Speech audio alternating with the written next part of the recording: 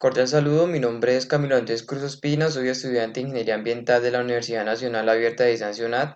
Para el día de hoy vamos a hablar sobre las fuentes de energías alternativas y que para ese caso me corresponde hablar sobre el tema de la energía solar. Como sabemos, la energía solar es la que se recibe o la que recibe la Tierra producida por el Sol.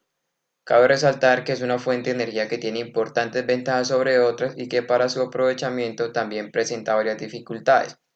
Entre sus ventajas se destaca principalmente su naturaleza inagotable, renovable y su utilización libre de polución o de contaminantes, pero para su utilización es necesario tener en cuenta su naturaleza intermitente, su variabilidad fuera del control del hombre y su baja densidad de potencia.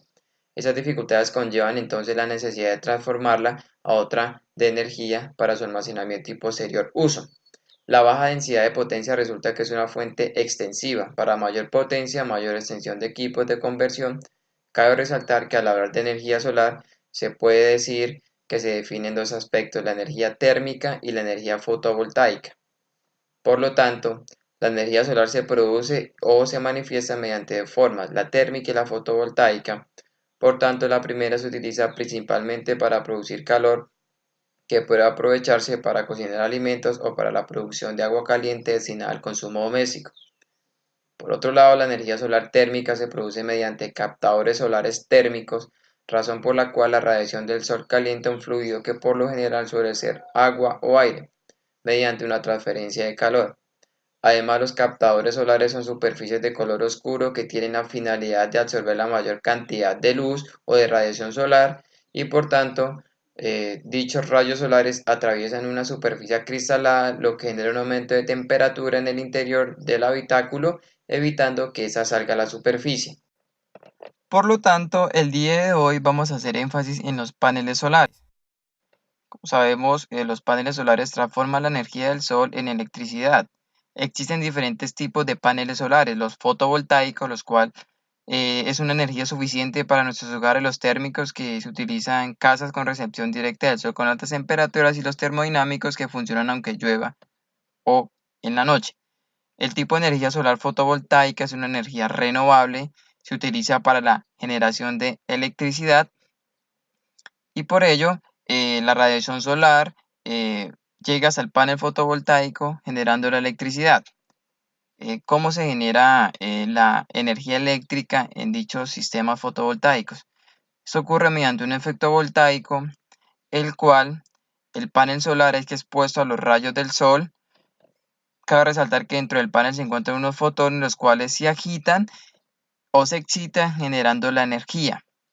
Asimismo, el efecto fotovoltaico es un efecto de autoabastecimiento, el cual utiliza un panel solar, una batería, un conversor, y posteriormente se distribuye a los diferentes electrodomésticos. ¿Qué ventajas tenemos? Es una energía modular, es una energía que no contamina. La energía solar genera casi gasto cero en nuestros recibos de las facturas, es inagotable.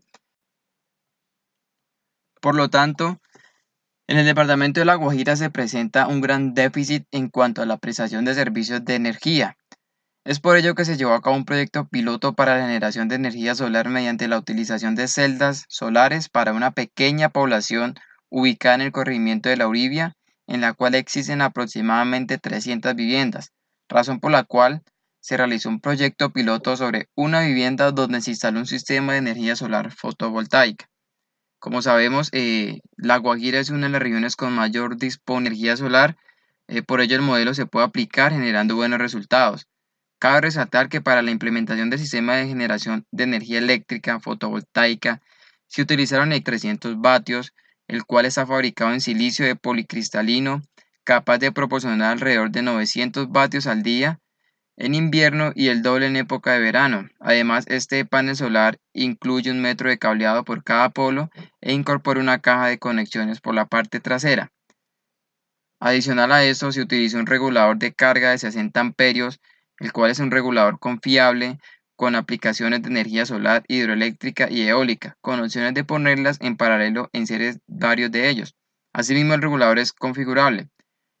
Cabe resaltar que se utilizaron 5 paneles solares, un regulador, además un display regulador de carga que se utiliza para saber el estado actual de la instalación solar.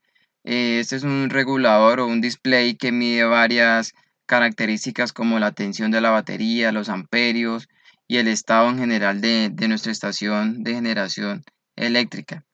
Además, una batería estacionaria de 890 amperios de 24 voltios, la cual está compuesta por 12 acumuladores estacionarios con sus puentes de conexión, que se utilizaron dos baterías, se utilizó un inversor Honda de 300 vatios a 24 voltios, el cual es un inversor de alta potencia en arranque para hacer frente a picos de arranque de electrodomésticos como neveras.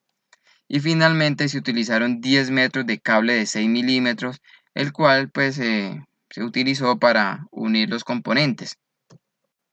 Cabe resaltar que para la instalación del sistema de energía eléctrica fotovoltaica en La Guajira se tuvo en cuenta la radiación solar, teniendo en cuenta que entre más intensa sea la luz solar, mayor será el flujo de electricidad, no siendo necesario un flujo de luz directa.